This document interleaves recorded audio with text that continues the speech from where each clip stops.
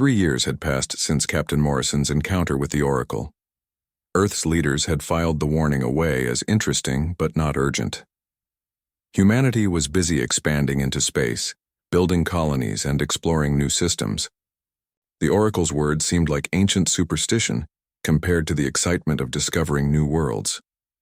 Commander Amy Rodriguez stood on the bridge of the UES Horizon, staring at the massive alien structure floating in space ahead of them. The station was enormous, easily 10 times larger than anything humans had built. It orbited a dying red star, its metal hull scarred and dark in most places. "Danny, what are those energy readings telling us?" Rodriguez asked her chief engineer. Danny Walsh looked up from his console with confusion on his face. "It's weird, Commander. Most of the station is dead, but there's definitely power in the central sections, and I'm picking up what might be life support systems." Sandra Pierce, working at the communications station, suddenly straightened up. "Commander, I'm getting signals from inside that thing. They're faint, but they sound like distress calls." Rodriguez felt her pulse quicken. After 3 years of exploring empty systems and dead worlds, they might have finally found living aliens.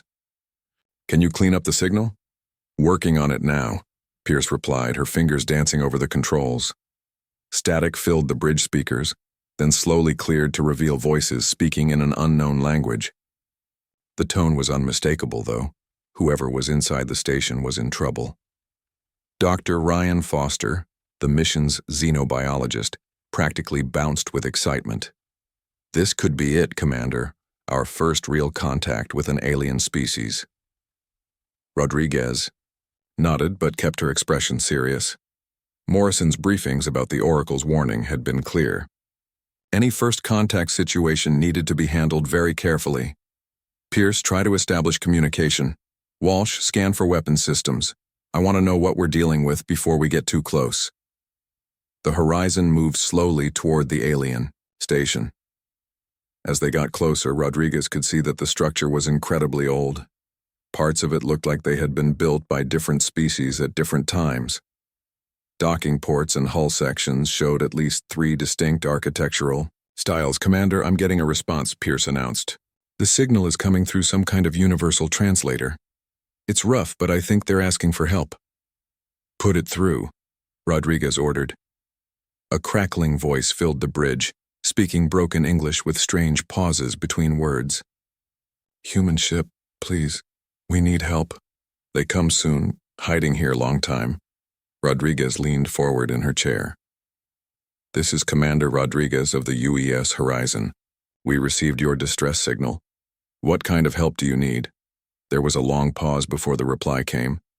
"We are Zephyrians, refugees from Great War, hiding from Kethmore ships. Please, you must leave before they find you here too." Rodriguez felt ice form in her stomach. The Kethmore. The Oracle's warning suddenly seemed very real and very urgent. She looked at her crew and saw the same recognition on their faces. "How long before they arrive?" Rodriguez asked. "Soon. Very soon. Our sensors broken, but we feel them coming. You must go now." Foster stepped closer to Rodriguez's chair. "Commander, we can't just leave them here. If what Morrison reported about the Kethmore is true, these people are going to die." Before Rodriguez could respond, Walsh called out from his station. "Commander, I've got 3 large contacts dropping out of hyperspace. They're moving fast and heading straight for us." "On screen," Rodriguez ordered. The main viewer showed 3 massive ships that looked nothing like human vessels. They were dark and angular, covered in weapon ports and sensor arrays. Each ship was easily twice the size of the Horizon.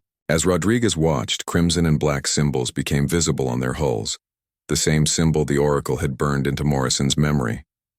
"They're hailing us," Pierce reported, her voice tight with fear. "Put them through." A harsh voice filled the bridge, speaking perfect English with a cold mechanical tone. "Human vessel, you are in violation of Kethmore space. Withdraw immediately or be destroyed. The criminals hiding in that station belong to us." Rodriguez looked at her crew. Foster was shaking his head, clearly wanting to help the refugees. "Walsh, was checking weapon systems, though the Horizon was designed for exploration, not combat. Pierce was monitoring the Zephyrian communications, and Rodriguez could hear desperate voices pleading in the background. "This is Commander Rodriguez. We're on a peaceful exploration mission. We received a distress call and responded according to our protocols." "Your protocols are irrelevant," the Kethmore commander replied. "The beings in that station are fugitives from Dominion justice. Stand down and prepare to be boarded for inspection." Through the communication link with the station, Rodriguez could hear the Zephyrians becoming more desperate. Their translator was working better now, and she could understand more of what they were saying. They were scientists who had refused to build weapons for the Kethmore. Their families had been killed and they had been running for months. "Commander," Foster whispered urgently, "we can't let this happen. These people are innocent." Rodriguez watched as the Kethmore ships moved closer to the station. Energy readings showed they were charging weapons. She thought about the Oracle's warning about striking first, but she also thought about her oath as a human officer to protect innocent life. "Walsh, what's our tactical situation?" she asked quietly. "We're outgunned 3-1, but our weapons are newer technology. If we catch them by surprise, we might be able to disable one of their ships and create enough confusion to get the EO refugees out." Rodriguez closed her eyes for a moment. Every instinct told her to withdraw, to follow the Oracle's warning and avoid conflict with the Kethmore. But she could hear the fear in the Zephyrian voices, could imagine families being torn apart by this dominion that ruled through terror. "Commander, they're beginning boarding operations on the station," Pierce reported. Rodriguez opened her eyes and made her decision. "Walsh, target their lead ship's engines. Pierce, tell the Zephyrians to prepare for emergency evacuation. All hands, battle stations." "Commander," Foster said quietly, "Morrison's briefing about the Oracle." "I know," Rodriguez replied, watching as the Horizon's weapons powered up. "But I can't watch innocent people die when we have the power to help them." The Horizon's first shot caught the lead Kethmore ship completely by surprise. The energy beam cut through their engine section, sending the massive vessel spinning out of control. The other two ships immediately turned toward the human vessel, their weapons lighting up the darkness of space. "Direct hit on Target 1, Walsh reported. "Targets 2 and 3 are coming about to engage us." "Get us between them and that station," Rodriguez ordered. "Pierce, how long until the refugees are aboard?" 2 minutes for evacuation, another 3 to get clear of the station. The Kethmore ships fired, their energy beams barely missing the Horizon as Rodriguez's pilot threw the ship into evasive maneuvers. The Horizon returned fire, its smaller but more precise weapons finding gaps in the alien ship's defenses. "Target 2 is pulling back," Walsh announced, "but Target 3 is moving to flank us." The battle lasted only minutes, but it felt like hours. When it was over, one Kethmore ship was crippled, another was retreating with heavy damage, and the third had withdrawn to a safe distance. The Horizon had taken some hits but was still spaceworthy. "Refugees are aboard," Pierce reported. 43 Zephyrians, mostly families.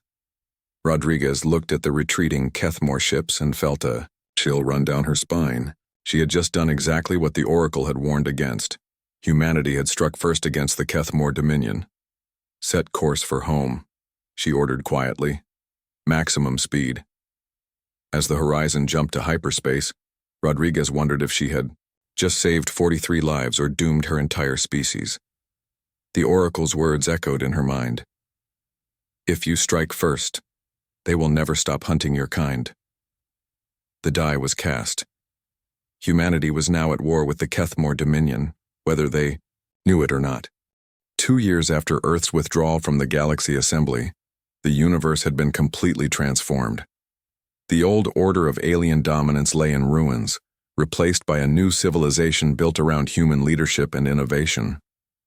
President Helen Parker stood at the observation deck of Starbase Liberty, watching human colony ships depart for their 100th new world this year. The woman who had led humanity's exodus from alien control now oversaw the largest expansion in galactic history. Freed from assembly restrictions, human settlements numbered in the thousands, spreading across sectors once forbidden to them. The hour Terran Confederation had replaced the Galaxy Assembly as the dominant force in known space. Unlike the rigid hierarchy that had oppressed humanity for 50 years, the Confederation offered genuine partnership to any species willing to embrace human values of equality, innovation, and mutual respect.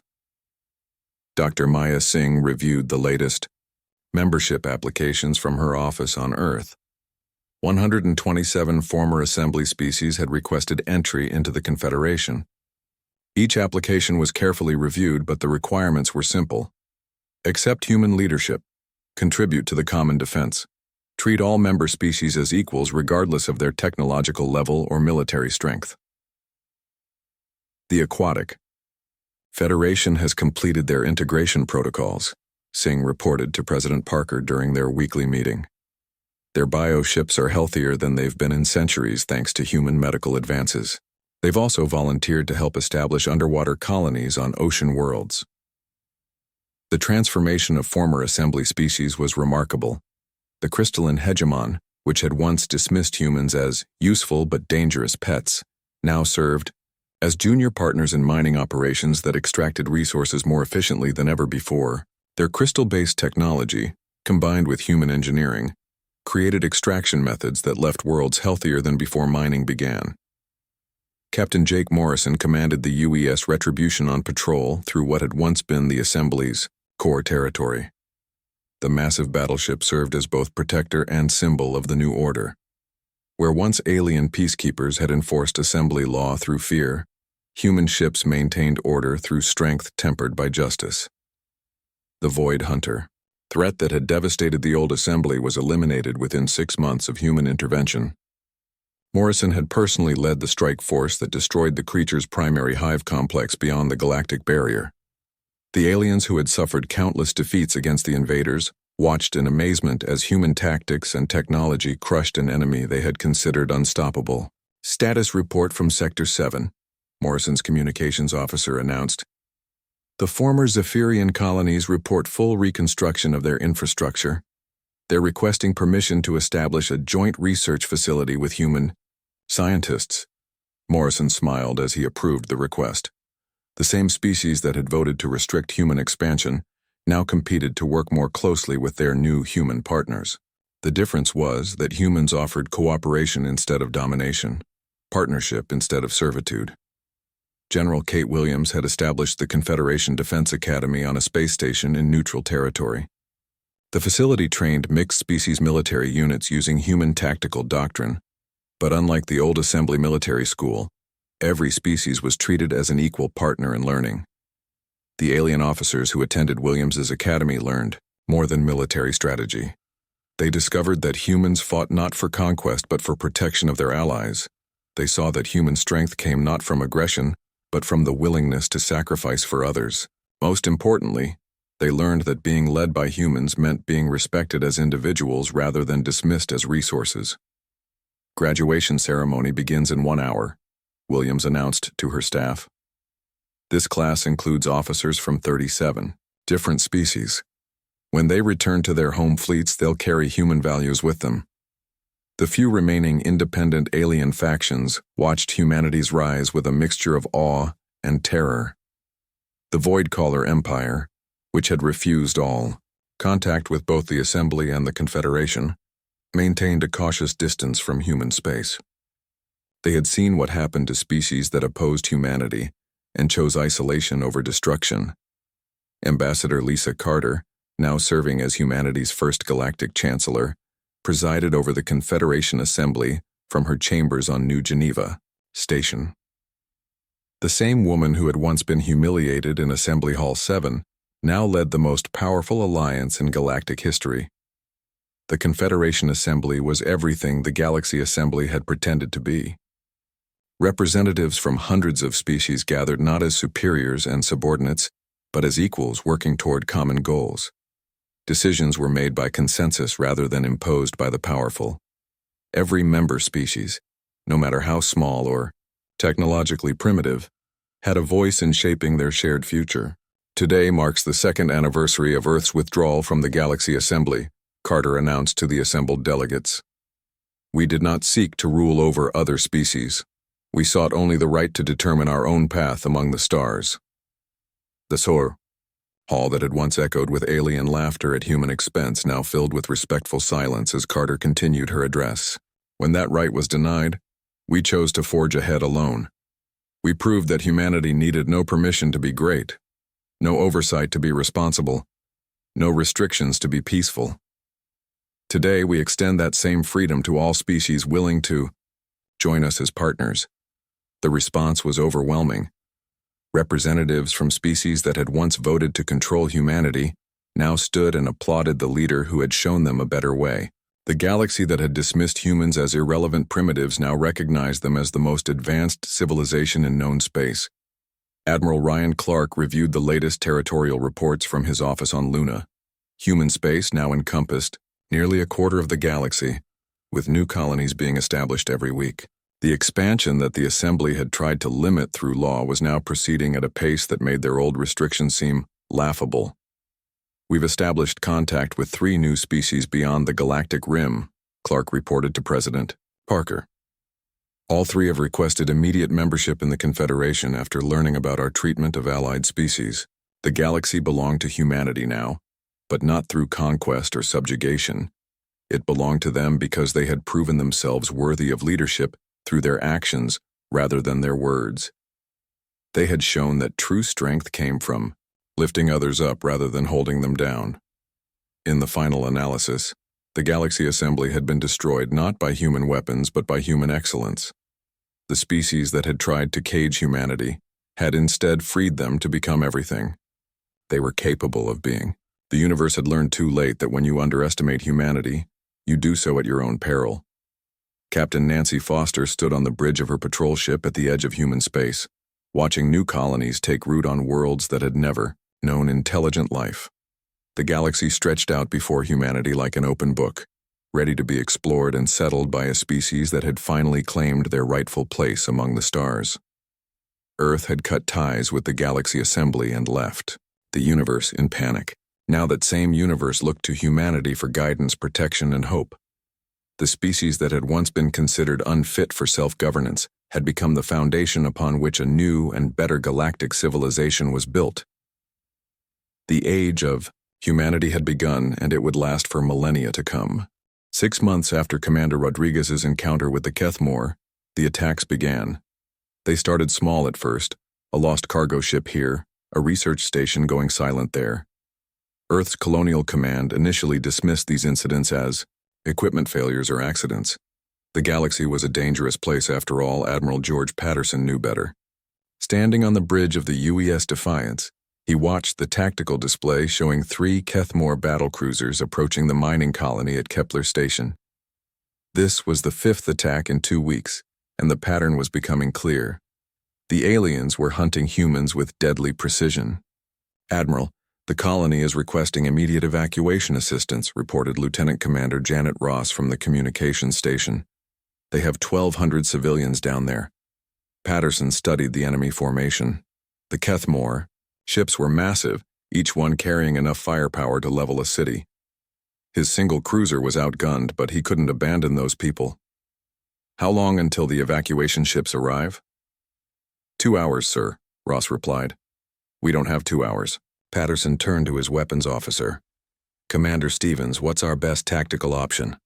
Tony Stevens, a veteran of several border conflicts, shook his head grimly. Honestly, sir, our best option is to withdraw and hope they're only interested in destroying infrastructure, not killing civilians. That's not an option, Patterson said firmly. Prepare for engagement. We hold them off as long as we can. The battle was brutal and one-sided. The Defiance managed to damage 1 Kethmore ship before taking critical hits to her engines and weapons systems. Patterson watched helplessly as the alien ships moved past his crippled vessel toward the colony below. What happened next burned itself into Patterson's memory forever. The Kethmore didn't just attack military targets or strategic locations. They systematically destroyed everything: homes, schools, hospitals, even farms and parks. When the orbital bombardment ended, nothing remained of Kepler Station except smoking craters. Sir, I'm detecting escape pods, Ross reported, her voice barely above a whisper. The Kethmore are hunting them down individually. Patterson closed his eyes as he watched civilian evacuation pods being destroyed one by one. These weren't military targets or strategic assets. They were families, children, elderly colonists who had never hurt anyone. By the time rescue ships arrived, Patterson's crew had witnessed the complete extinction of 1,200 human beings. Not one person survived.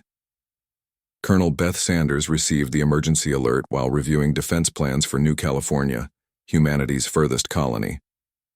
The message was brief but terrifying. Kethmore fleets approaching. 3 battle groups, ETA, 4 hours. New California was home to 50,000 people, including Sanders' own family. Her husband worked at the Agricultural Research Center, and her 2 children attended the colonial school. Unlike the smaller outposts that had been hit recently, New California had actual defenses, orbital weapons platforms, and a small fleet of patrol ships. "How many ships are we facing?" Sanders asked her intelligence officer, Major Pete Williams. Williams checked his reports again, hoping he had made a mistake. 47 ships, Colonel. They're not taking any chances this time."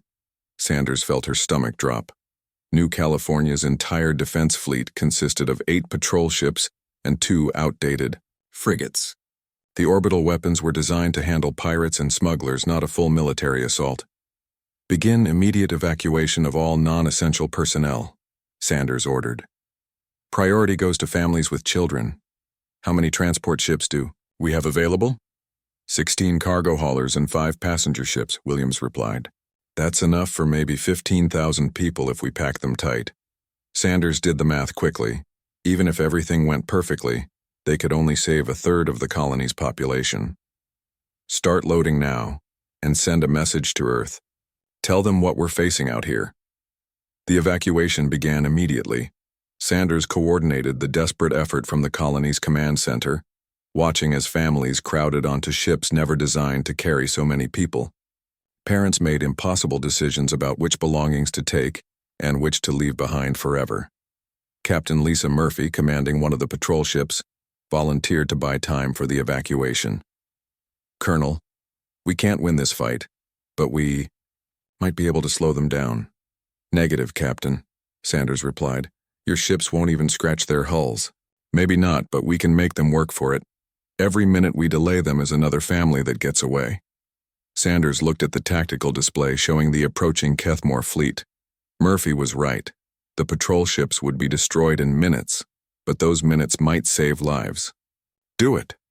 All defense ships engage the enemy as far from the colony as possible." The space battle was over before it truly began.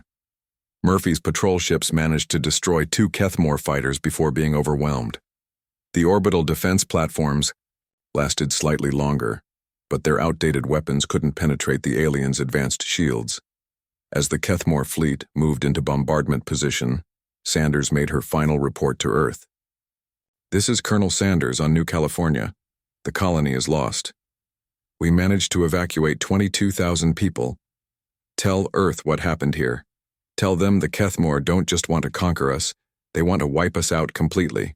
The orbital bombardment of New California was even more thorough than what had happened at Kepler Station. The aliens didn't stop until every building was destroyed, every road was melted, and every trace of human presence was erased from the planet's surface.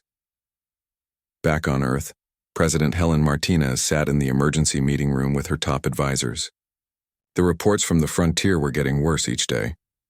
Entire colonies were being wiped out, and the Kethmore fleets were moving steadily toward Earth's core systems.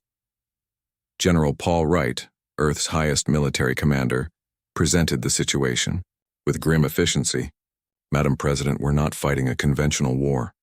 The Kethmore aren't trying to conquer our territory or steal our resources. They're systematically exterminating every human they can find."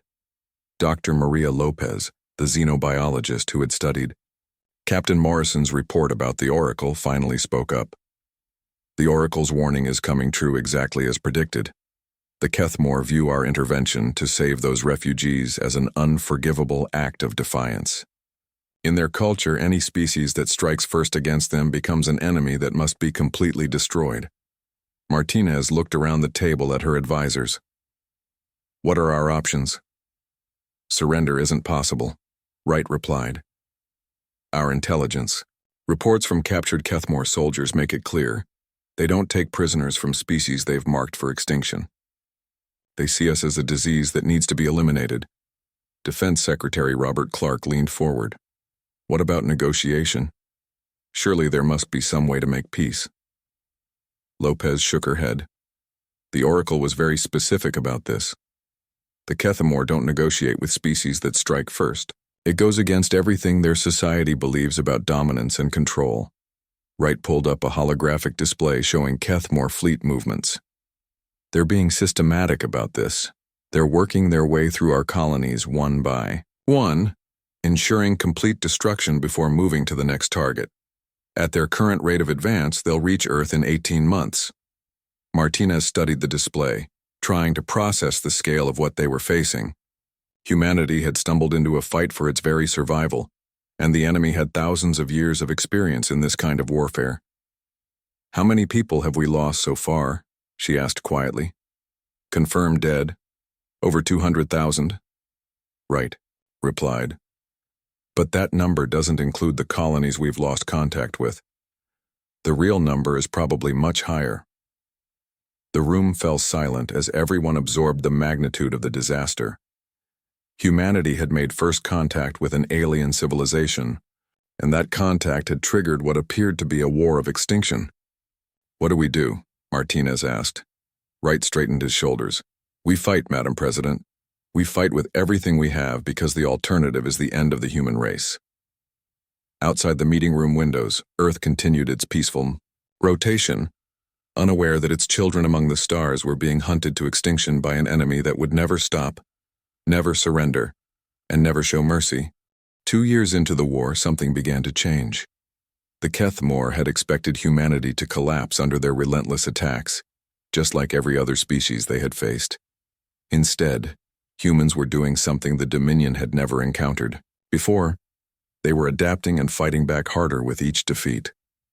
Captain Alex Turner stood in the wreckage of what had once been a Kethmore battleship.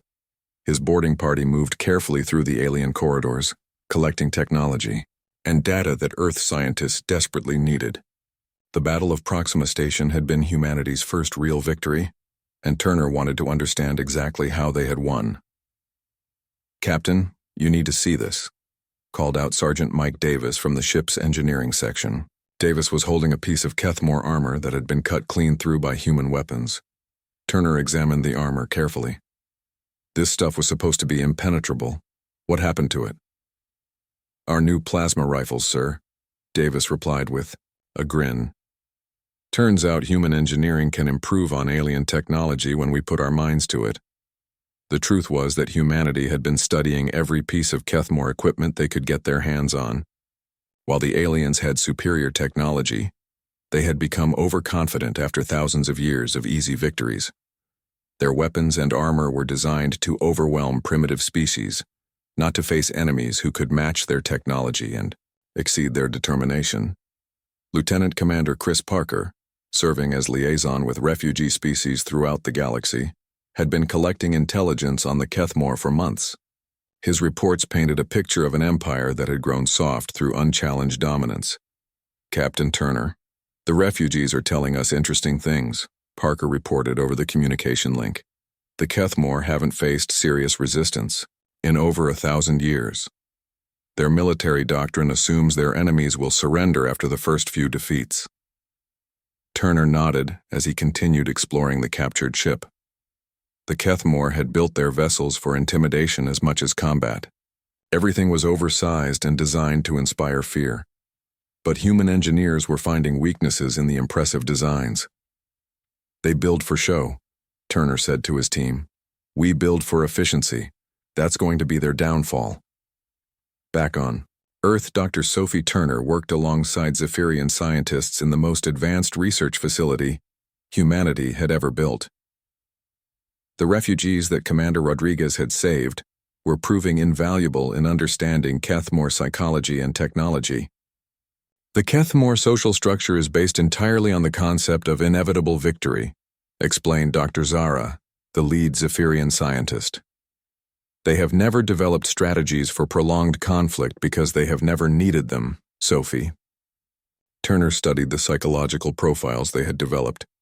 So what happens when they face an enemy that doesn't surrender? We don't know, Dr. Zara replied honestly. It has never happened before, but our analysis suggests their rigid command structure will have difficulty adapting to unexpected situations. This information was already proving valuable on the battlefield. Human commanders like Captain Monica Hayes were using guerrilla tactics that the Kethmore couldn't counter effectively. Hayes led deep strike missions behind enemy lines, hitting supply convoys and communication stations. The key is unpredictability, Hayes explained to her strike team as they prepared for another mission. The Kethmore expect us to fight like every other species they've conquered, with big fleets meeting in open space. Instead, we hit them where they don't expect it and disappear before they can respond. Hayes's team had rescued thousands of enslaved aliens from Kethmore mining operations. Each rescue mission provided more intelligence about the enemy's operations and weaknesses. More importantly, it was spreading word throughout the galaxy that someone was finally fighting back against the Dominion. The psychological impact was enormous. Species that had lived under Kethmore oppression for centuries were beginning to hope again. Some were even starting to resist their occupiers, inspired by humanity's refusal to surrender. Admiral Patterson, recovered from his injuries, at Kepler Station, now commanded a fleet of ships unlike anything the galaxy had ever seen. Human engineers had combined the best of their own technology with captured Kethmore systems, creating vessels that were faster, more maneuverable, and better armed than anything either species had built alone. The Kethmore are starting to make mistakes, Patterson told his fleet commanders during a strategy meeting. They're sending larger forces than necessary to deal with our attacks, which means they're pulling ships away from other operations. Commander Stevens, now serving as Patterson's tactical advisor, studied the latest intelligence reports. Sir, we're getting reports that some Kethmore commanders are questioning their orders. Apparently, losing entire fleets to primitive humans is causing problems in their chain of command. Patterson smiled grimly. Good. The more they doubt themselves, the better our chances become. The Battle of Wolf Station proved to be the turning point. When a Kethmore fleet arrived expecting to destroy another human colony, they found instead a carefully prepared trap. Human ships attacked from multiple directions using tactics the aliens had never encountered. Captain Jennifer White, commanding the UES Vengeance, led the main assault. Her ship had been built specifically to fight the Kethmore, incorporating everything humanity had learned about their enemies. Target their command ship first, White ordered her weapons officer. If we can disrupt their coordination, the rest of their fleet will fall apart. The human attack was devastating. Within an hour, the entire Kethmore fleet was either destroyed or fleeing. For the first time in their history, the Dominion had suffered a complete defeat in open battle. News of the victory spread rapidly through both human and alien communication networks. On dozens of worlds, enslaved species looked up at the stars and dared to believe that freedom might be possible. The Zephyrian refugees were among the most excited. Dr. Zara found Sophie Turner in the research lab, practically vibrating with enthusiasm. This changes everything, Dr. Zara said.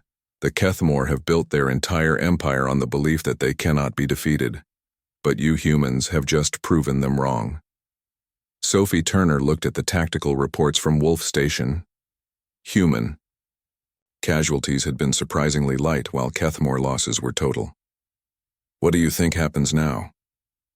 Now they will be afraid, Dr. Zara replied. For the first time in 1,000 years, the Kethmore will go into battle knowing they might lose. That fear will make them even more vulnerable.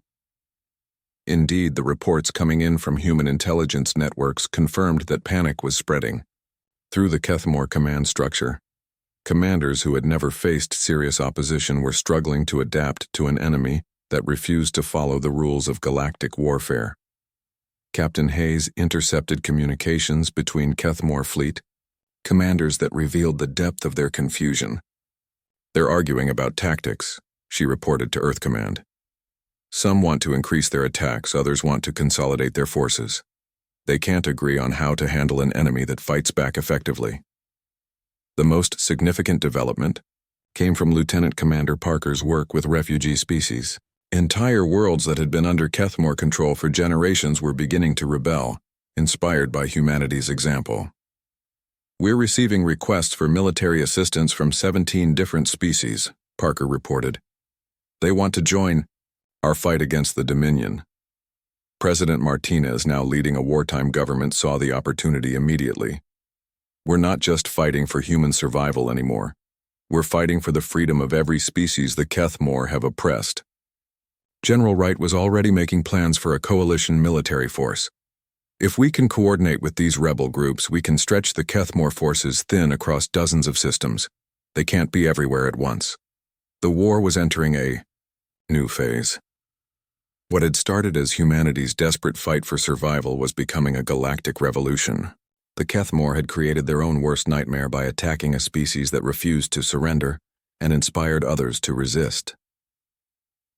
Admiral Patterson, preparing for the largest space battle in human history, reviewed the latest intelligence reports. Kethmore forces were being recalled from throughout their empire to defend their core systems. For the first time, they were acting defensively instead of as conquerors. "They're scared," Patterson said to his staff. "After 1,000 years of easy victories, they're finally facing an enemy that can beat them, and they don't know how to handle it." The stage was set for the final confrontation. Humanity had turned the Oracle's curse into the galaxy's salvation. 5 years after the first strike at the refugee station, Admiral Jake Morrison stood on the bridge of the UES Liberation, watching the massive Kethmore homeworld grow larger on the main screen. Behind him stretched the largest fleet in galactic history. Hundreds of human ships joined by vessels from dozens of species that had thrown off their chains to join the fight for freedom. "Admiral, we're receiving surrender requests from 17 Kethmore orbital stations," reported Lieutenant Sarah Murphy from the communications console. "They're asking for terms." Morrison studied the tactical display showing Kethmore defensive positions around their homeworld. The once mighty Dominion was crumbling faster than anyone had expected. Their rigid command structure, so effective at maintaining control over scared populations, had proven completely unable to adapt to the chaos of total war. "Tell them we'll accept unconditional surrender only," Morrison replied. "No terms, no negotiations. They made those rules when they started hunting us." Captain Diana Foster, commanding the Coalition Coordination Ship, opened a channel to Morrison's bridge. "Admiral, we're getting reports from liberation fleets throughout Kethmore space. Over 300 worlds have declared independence in the last week alone." Morrison nodded grimly. The final assault on the Kethmore homeworld was almost unnecessary at this point. Their empire was dissolving as oppressed species everywhere rose up against their former masters. The Dominion's greatest weakness had always been that they ruled through fear alone, and fear disappears the moment people believe they can win. "Any word from the Oracle?" Morrison asked. Foster checked her reports. "The Vextai system is sending a diplomatic ship. They should arrive within the hour." The space battle for the Kethmore homeworld was surprisingly brief. The aliens' defensive fleets had been recalled to protect their core systems, but years of defeats had shattered their confidence. When human ships appeared in their home system accompanied by hundreds of former slaves, many Kethmore commanders simply gave up without fighting. Commander Tony Stevens, now leading one of the main assault groups, reported minimal resistance as his ships approached the planet's surface. "Admiral, most of their orbital defenses are powering down. It looks like they're surrendering." Morrison watched as the symbols of Kethmore power, the massive space stations that had coordinated their empire for thousands of years, went dark one by one. The crimson and black flags that had struck fear into countless species were being replaced by white surrender signals. "Take us down to the surface," Morrison ordered. "It's time to end this war." The Kethmore capital city was unlike anything Morrison had ever seen. Massive pyramids and towers stretched toward the sky, built from materials that seemed to absorb light rather than reflect it. But the city felt empty and lifeless, as if the soul had gone out of it. Morrison's Landing, Party was met by a group of Kethmore officials who looked nothing like the proud conquerors humanity had been fighting for 5 years. These aliens seemed smaller somehow, their imposing armor replaced by simple robes. Their leader, an elderly Kethmore called Supreme Commander Voth, approached Morrison with obvious reluctance. "We surrender," Voth said in heavily accented English. "The Dominion acknowledges defeat and requests mercy for our people." Morrison looked at the alien who had ordered the deaths of millions of humans. For a moment, he felt the urge to refuse, to make them pay for every colony they had destroyed. But then he remembered why humanity had started this fight, not for conquest but to protect innocent people. "Your military will be disbanded," Morrison said. "Your weapons will be destroyed. Your empire is finished, but your people will be allowed to live in peace as long as they never again try to dominate others." Voth nodded gratefully. The concept of mercy from a defeated enemy was apparently foreign to Kethmore culture, making Morrison's decision even more powerful.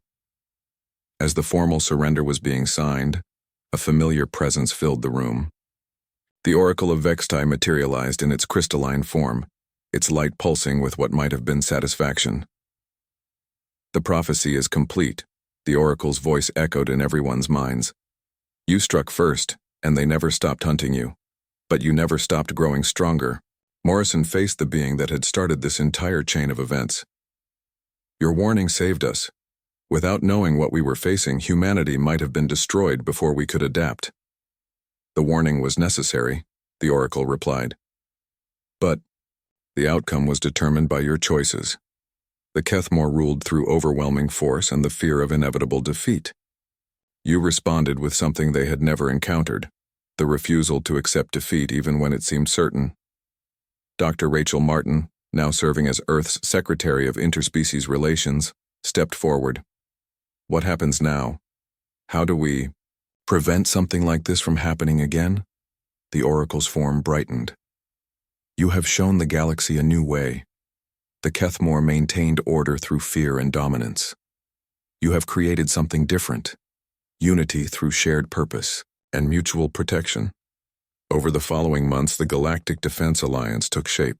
Unlike the Kethmore Dominion, which had been built on conquest and oppression, the alliance was founded on voluntary cooperation and mutual aid. Species joined because they wanted protection and friendship, not because they were forced to submit.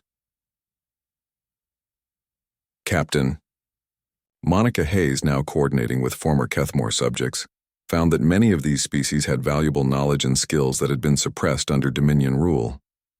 "It's amazing what these people can accomplish when they're not living in fear," she reported to the Alliance Council. The transformation of Kethmore space was remarkable. Planets that had been stripped of resources to feed the war machine began to flourish again. Species that had been enemies under the Dominion discovered they could work together when they weren't being forced to compete for the favor of their oppressors. Lieutenant Commander Chris Parker, now leading the Alliance's Refugee Assistance Program, coordinated the massive effort to relocate displaced populations and reunite separated families. "We're not just rebuilding systems," he reported. "We're rebuilding hope." The former Kethmore homeworld became a symbol of the new order. Instead of the dark pyramids that had housed the Dominion's leadership, the Alliance built a transparent crystal structure where representatives from all member species could meet as equals. The Oracle of Vextai took up residence there as an advisor, helping to guide the young Alliance through its early challenges. Morrison, now serving as the Alliance's first Supreme Commander, often stood in the crystal chamber looking out at the stars. The war had cost humanity dearly. Millions dead, entire colonies lost, families destroyed. But it had also revealed something important about the human spirit, and inspired others to find that same strength in themselves. Admiral Morrison called Sarah Murphy, now his Chief of Staff. "We're receiving membership applications from 12, more systems today, and the Zephyrians are requesting permission to establish their new capital on the former Kethmore homeworld." Morrison smiled.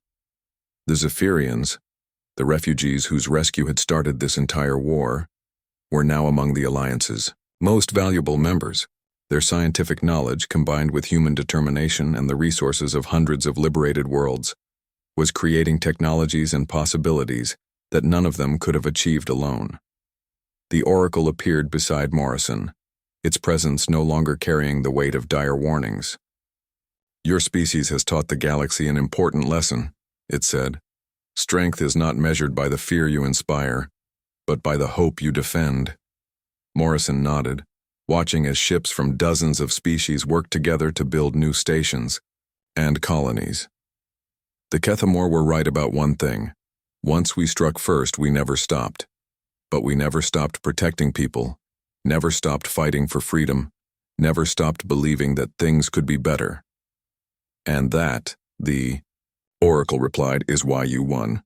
Years later, children throughout the galaxy would learn about the war that ended the Age of Empires and began the Age of Alliances. They would study how humanity's refusal to abandon innocent refugees had sparked a conflict that changed everything. The lesson was clear. Sometimes the right choice leads to the hardest path, but that path can lead to freedom for everyone. The Oracle's prophecy had come true in ways no one had expected. The Kethamor had indeed never stopped hunting humanity, but humanity had never stopped growing stronger, and in the end, that made all the difference. The galaxy had learned that sometimes the greatest victories come not from striking first, but from refusing to stop fighting for what's right.